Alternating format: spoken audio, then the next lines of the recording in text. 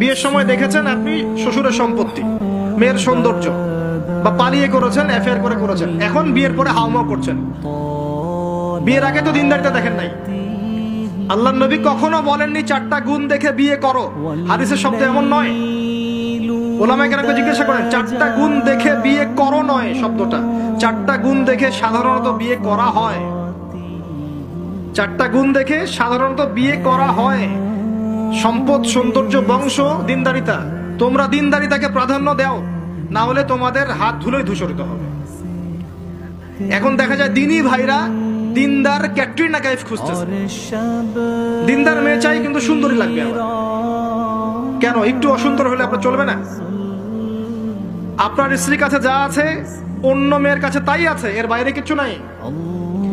আর 2 দিন পরে, 1 বছর, 2 বছর, 3 বছর পরে, 5 বছর পরে গিয়ে দেখবেন সব সমান হয়ে গেছে।